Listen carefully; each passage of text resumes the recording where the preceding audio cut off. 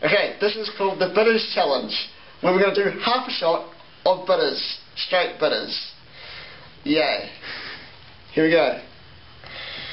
I don't want to do this anymore. Go on.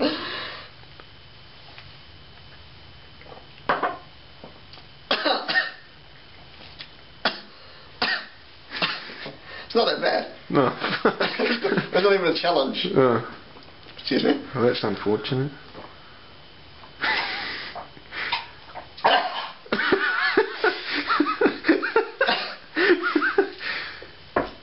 It's got a nice aftertaste.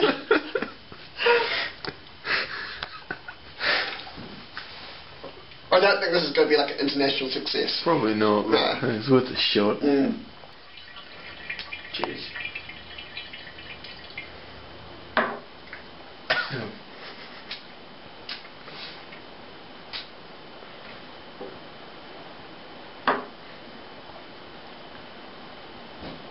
Not actually the best, but it does have a shit aftertaste.